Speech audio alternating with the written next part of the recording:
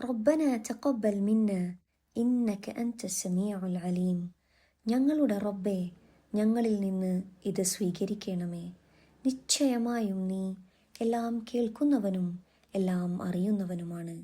സൂറത്തുൽ ബഖറ 127. ലോകത്തെ ഏറ്റവും പവിത്രമായ കഅബാലയം പടുത്തുയർത്തുന്ന വേളയിലാണ് ഇബ്രാഹിം നബി അലൈഹിസലാമയും മകൻ ഇസ്മായിൽ നബി അലൈഹിസലാമയും ഈ ദുആ ചൊല്ലുന്നത്. അള്ളാഹുവിൻ്റെ നേരിട്ടുള്ള കൽപ്പന പ്രകാരം ഏറ്റവും വലിയൊരു പുണ്യം ചെയ്യുമ്പോഴും അവരിൽ അഹങ്കാരമോ ആത്മസംതൃപ്തിയോ ഉണ്ടായിരുന്നില്ല. മറിച്ച് ഞങ്ങളുടെ റബ്ബേ, ഈ എളിയ സേവനം നീ സ്വീകരിക്കണമേ എന്ന വിനയമായിരുന്നു ആ മനസ്സ് നിറയെ. വിശ്വാസിയുടെ ജീവിതം സൽക്കർമ്മങ്ങൾ കൊണ്ട് ധന്യമാകേണ്ട ഒന്നാണ്. ഒരു വിശ്വാസി സൽക്കർമ്മങ്ങൾ ചെയ്യുമ്പോൾ ശ്രദ്ധിക്കേണ്ട ചില കാര്യങ്ങൾ ഈ പ്രാർത്ഥനയിലുണ്ട്. 1. നിയ്യത്ത് അഥവാ ഉദ്ദേശം. അള്ളാഹു എല്ലാം അറിയുന്നവനാണ്. നമ്മുടെ ഹൃദയത്തിൽ പ്രകടനപരതയുണ്ടോ അതോ ആത്മാർത്ഥതയുണ്ടോ എന്ന് അവൻ കൃത്യമായി അറിയുന്നു. 2.